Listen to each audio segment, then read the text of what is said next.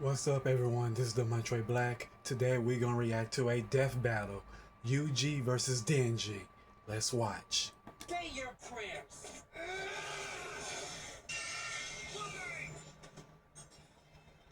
Yuji versus Denji. The Vessel of Sukuna versus the Chainsaw Man. He's with his knife boomstick. And it's our job to analyze their weapons, armor, and skills to find out who would win a death battle. If Yuji Itadori was one thing, he was strong.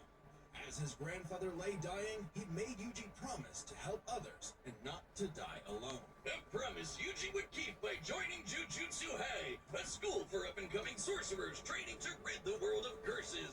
Essentially monsters manifested by humanity's fears, hatreds, and anxieties. Just one problem for Yuji. Unlike everybody else, he didn't have a magical curse technique. Oh no, he had something way worse. After consuming a cursed finger, like a literal finger, Yuji became possessed by its original owner, the King of Curses, Ryomen Sukuna, the most powerful sorcerer in history. And Yuji's willpower was the only thing holding Sukuna back from controlling his body, killing everything in sight, and taking over the world. So Yuji got to know his surly new roommate, and perhaps one day he would show him a kinder, gentler path. A classic shonen hero's journey if I've ever heard one.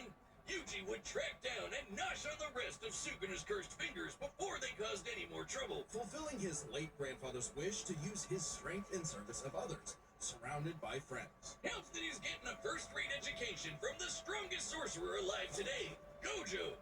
Gojo would teach Yuji to harness and manipulate the absolutely absurd amount of cursed energy he inherited from Sukuna. Cursed energy is basically like evil ki, and Yuji can use it to see invisible curses and enhance his already superhuman strength and martial arts skills he learned from his gramps, making him a monster in close quarters combat. Yuji knows Taido, a Japanese martial art derived from Okinawan karate.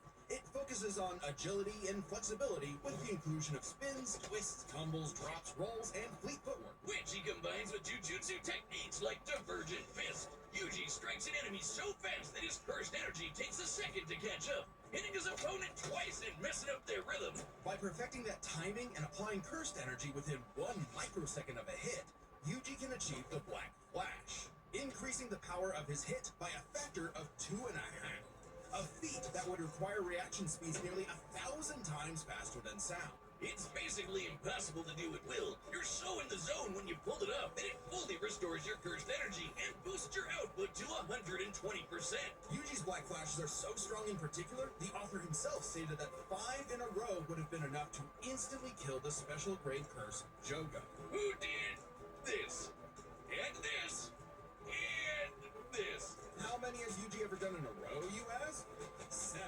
And that's not even the nastiest thing about Yuji's punches. Because another soul resides in his body, Yuji learned how to target the soul itself, doing damage to opponents who could normally regenerate from his hits. Yeah, this pink-haired brat was a jujutsu prodigy, perfect for Gojo's dream. You see, it's lonely at the top, and Gojo wanted to train a crop of pupils powerful enough to share the burden of reforming Jujutsu Society. Until one fateful battle when Gojo was sealed away, and Sukuna took over Yuji's body.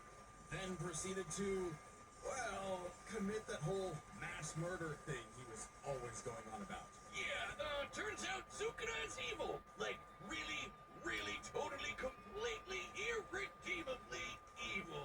And it also turns out that every twist and turn in Yuji's life was orchestrated by the body-hopping sorcerer Kenjaku in order to resurrect Sukuna and bring about the curse apocalypse. In Yuji's eyes, something he was completely responsible for. And so, having failed his grandfather, Yuji's outlook shifted. No longer would he fight to protect others, but to kill curses. And after Sukuna hot bodies into Yuji's best pal Megumi, the King of Curses became numero uno on Yuji's shit list. Yuji's defeated powerful disaster curses like Hanami and Mahito, survived being slammed so hard he cratered the earth, and is comfortable to sorcerers like Maki, who tanked getting rammed through entire mountain ranges. Yuji also learned how to use super advanced abilities, like reverse curse technique, to heal himself from crazy damage. Like getting his torso shredded into chili. And in some other sorcerers' cases, even regrowing lost limbs. No, it takes a lot of energy to regenerate blood. So after going on a cursed object feeding for frenzy, he learned how to manipulate his own blood to speed up his healing, or fire it like the blood beam. A poisonous blood beam. All of that combined made Yuji just tough enough to finally take on the King of Curses. Although greatly weakened after his victory against Gojo, Rip. Hurt. Oh, literally. Sukuna was still the de facto strongest being alive. But after hitting him with a Black Flash, Yuji actually copied Sukuna's main ability. Gojo's plan all along. This was Prime. With it, Yuji can slice apart any surface he touches, an enemy's flesh, the ground beneath him, even the boundary between two souls in one body. Enough hits can even cause those two souls to separate. Like a souped-up version of his normal punches. Even better, Yuji finally gained access to the most powerful weapon in any sorcerer's arsenal, a domain expansion. Basically a pocket dimension created by the sorcerer where their ability will hit no matter what. No contact needed. If you're trapped in Yuji's domain, you're getting sliced to ribbons. With all his power and training and righteous fury, Yuji severed Sukuna's soul from Megumi's body, freeing his friend from the demon's clutches. But not before offering Sukuna one last chance at redemption. Which he rejected before dying because, well, evil. Leaving Yuji to grow into one of the most fearsome sorcerers in history. Turns out the cursed objects that Yuji consumed made him heart cursed and slowed his aging to a crawl, giving him decades of training and battle experience. He's mastered blood manipulation, can pull off Black Flashes at will, and shredded entire cities apart with Shrine. Just like Gojo and Sukuna before him, he became the strongest. But what actually makes someone truly strong? For Sukuna, it was the power to stand alone atop all others. But to Yuji, it was the opposite. The only reason he had survived as long as he had was because of the mercy and sacrifice of his friends. So Yuji brought together friends and allies, new and old, to create a world eventually free from curses entirely, fulfilling not just Gojo's wish, but his grandfather's as well. Because if Yuji Itadori was one thing, he was strong. Wiz, if there are two truths in this world, two universal constants, it's these. Life sucks and then you die. Especially for the young boy, Denji. Who is so poor and unlucky, he doesn't even know his last name. With an alcoholic father forever indebted to the Yakuza, and a diet consisting of whatever garbage he could get his hands on, all Denji had in this world was his dog, Pochita. Who happened to have a chainsaw sticking out of his face. Really putting the tear in Terrier. Pochita wasn't an actual dog, obviously. He was a devil. Monstrous superpowered beings literally from hell that are created by and represent humanity's worst fears. In Pochita's case, literally the personification of chainsaws. Oh, he's so cute. Who would be afraid of chainsaws? They're the most versatile tool in the world. Perfect for chopping trees, opening cans, massacring your foes. Apparently, Pochita had no problem with that last part, as he and Denji hunted down and killed his devil brethren. It's a tough job, but when selling your testicles won't pay off your dad's debts, it'll do. That is, until Denji was cornered and forced to learn about those two universal constants. Life sucks, and then you die. But sometimes, if you're really unlucky, there's a third option. Born from his and Pochita's contract, a literal deal with the devil, Pochita would become one with Denji's body in exchange for Denji to live a happy life. And so the two fused into a half-human, half-devil hybrid, the Chainsaw Man, aka a one-man, blood-soaked devil-slaying machine, the perfect candidate for the public safety devil hunters, led by this piece of work. With nothing controlling him but his raging teenage hormones, Denji would battle all of devil kind in the hopes of one day getting laid. And he was a natural at killing, not getting laid. As the Chainsaw Man, Denji can slice through just about anything and generate new chainsaws from any surface of his body. Or swing him around on massively long chains. Oh man, that's so cool. It helps that Denji is incredibly powerful, capable of lifting and throwing cars, surviving being blasted through several buildings, and moving way faster than the eye can see. And if he happens to get torn apart by some ornery devil, no biggie, because he can regenerate from just about anything. Denji has survived being sliced to pieces, having his head torn off, being dipped in demonic stomach acid for hours, and even getting his heart ripped out. Haven't we all? Chainsaw Man didn't regenerate his heart. Oh no, his heart regenerated a Chainsaw Man.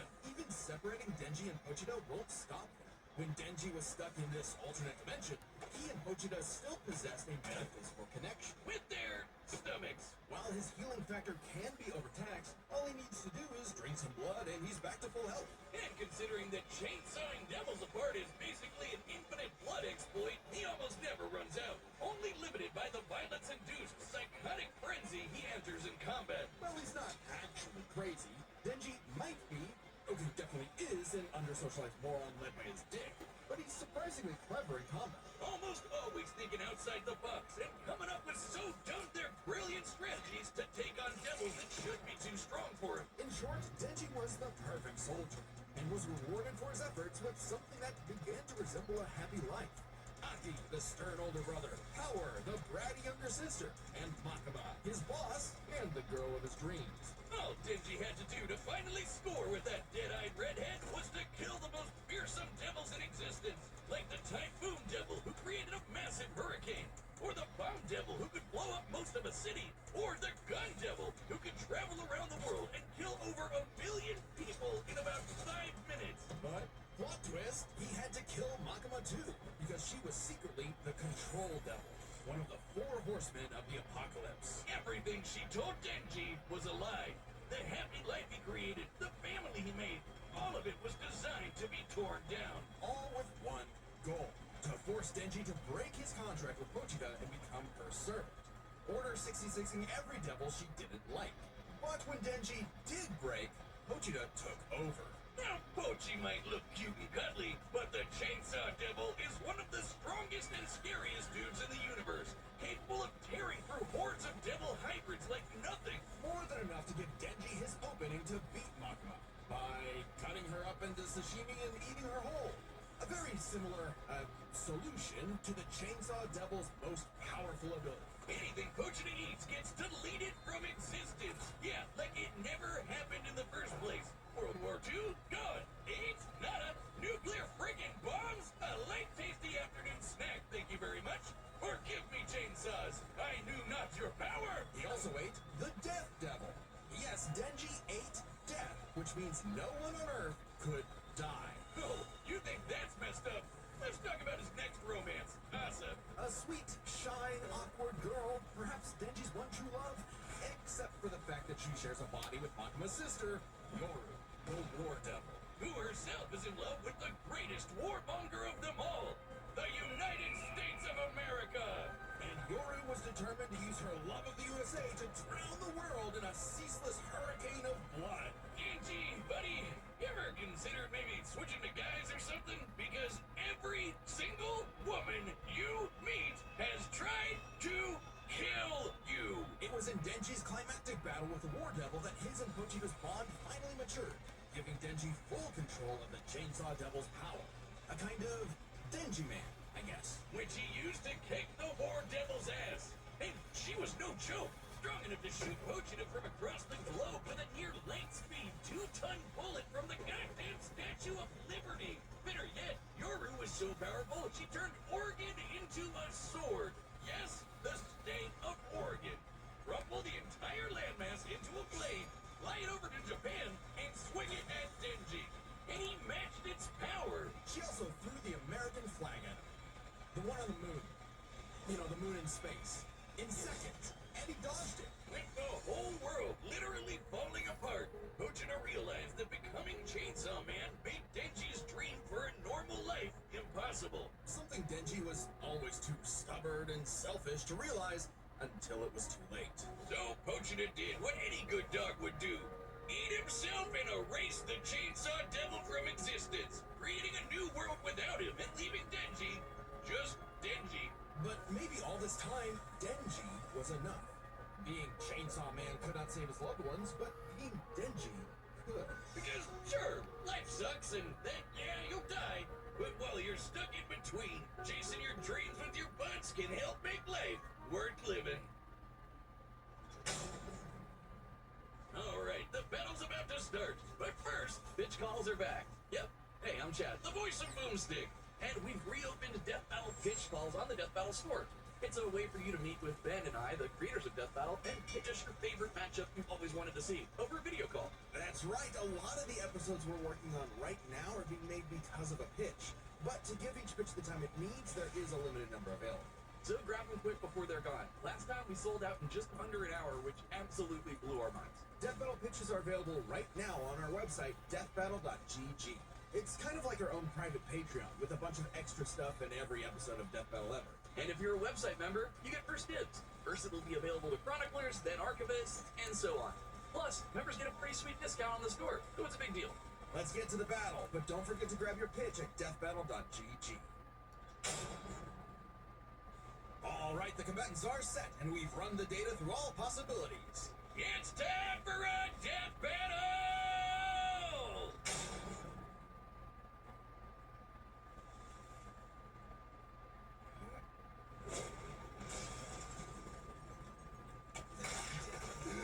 Oh man. Oh no. You're fine. You're fine. This wasn't my fault. I've never felt such weird cursed energy like his before.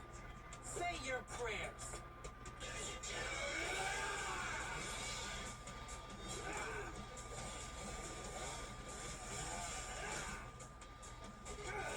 You're a chainsaw person? Oh no! I'm the hero of it all! Kicker of asses! Magnet to chips! Half man, half devil! Chainsaw man! Let's finish this! Chainsaw is the death technique!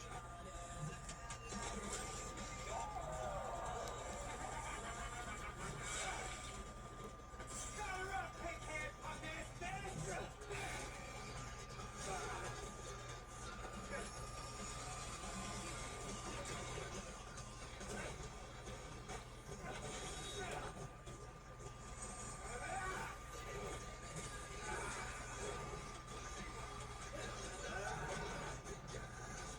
Wait for it.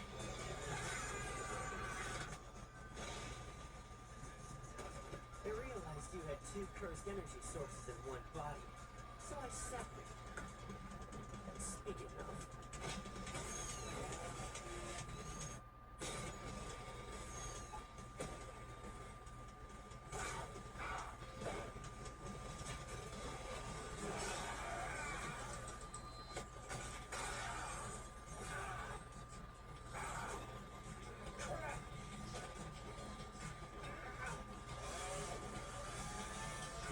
Domain expanded.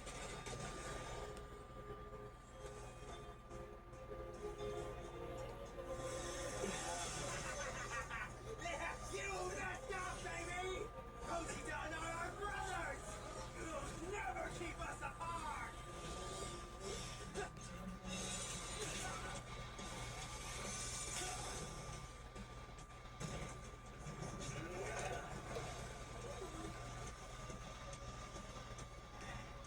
Domain expansion.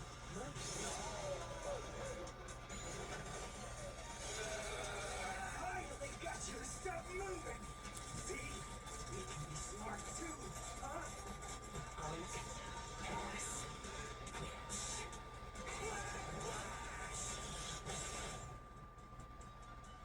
Try it!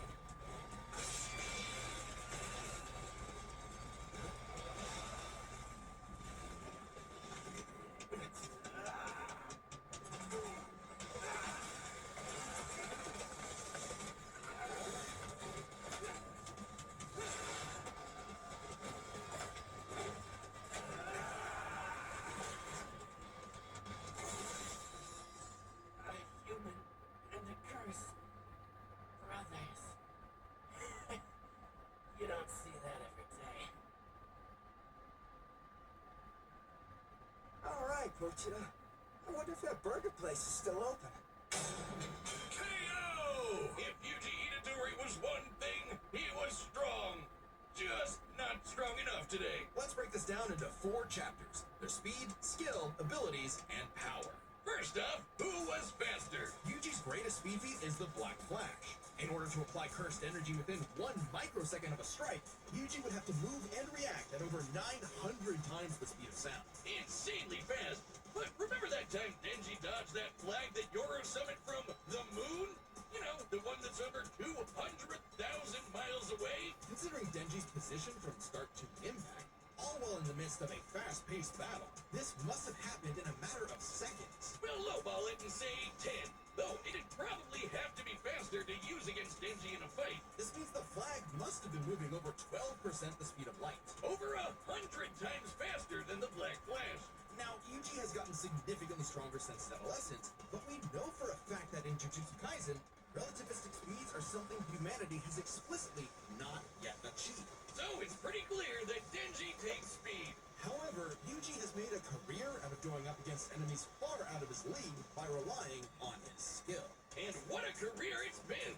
He defeated the King of Curses all before he was even an adult, and he continued to train and master his jujutsu techniques for decades. Whereas Denji, while certainly a clever, unorthodox fighter, would often get by due to his sheer stubbornness and durability more than anything else. With Yuji's greater experience and martial arts combined, he was definitely the more skilled fighter. What wasn't as clear-cut was who had the better abilities. Specifically, how well they can cut each other and how well they can heal from being cut. So I guess it's their cut ability. Both could survive pretty insane wounds, though Denji's devil healing factor was superior. The most Yuji has ever healed were some big slashes against his stomach. And while other similarly powerful sorcerers like Gojo could regenerate lost limbs, Denji could regenerate almost all of his body from a single cord pull. That being said, Yuji's soul targeting attacks have done lasting damage against those with superior healing like Mahito. Not just that, but literally splitting two souls apart. That's how he beat Sukuna, and he could potentially do the same thing to break apart Denji and Pochita. However, it's not so simple. Sukuna was already severely weakened at the time, and it took Yuji several hits to separate him and Megumi. And on top of that, even if Denji and Pochita were split up, we know they keep a metaphysical connection when apart. In fact, they were split up when they were fighting Makaba, and they had no problem rejoining. No reason they couldn't do it again here. However, Denji's healing factor isn't unlimited. He'll need blood to heal eventually, and the range and speed of Yuji's slashes would force Denji to tank them to get up close. Even if he could, Yuji's healing factor wouldn't last nearly as long against Denji's chainsaws. But then Yuji could back off, Denji chase him, and so on. Like an unstoppable force meeting an immovable object, neither had a clear edge in ability. So what it ultimately came down to was power. Who could do the most damage and wear the other guy down first? Yuji slicing apart an entire city is one of the most impressive feats in all of Jujutsu Kaisen. By measuring the clouds of dust created in his attack's wake, we can estimate he launched over 5.5 million tons of debris into the air. That kind of force is equivalent to over 3 megatons of TNT, comparable to a hydrogen bomb. But unfortunately for Yuji, while he could cut apart a city, Denji was Oregon level. The state of Oregon is the 9th largest in the Union by total area, nearly 100,000 square miles. By estimating its volume, Yoru compressed a mass weighing over 750 trillion tons. One swing from that sword would hit with an energy of over 30,000 megatons of TNT. Which is like 10,000 hydrogen bombs. And not only did Denji survive a swing, he straight up overpowered it. That's insanely strong, but not inconsistent. Like the time Yoru fired that globe-spanning near-light-speed bullet from the Statue of Liberty. Sure, Yuji's citywide dismantle was done casually, but so was Yoru crumbling Oregon. Yuji's dismantles would need to be 1,000,000% stronger to do significant damage to Denji. Especially with Denji's OP healing factor too.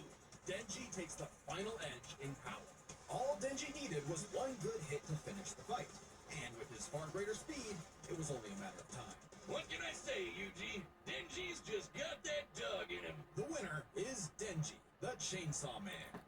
If you like the death battle, give a thumbs up and I will see you on my next reaction. This has been the Montray Black. Peace.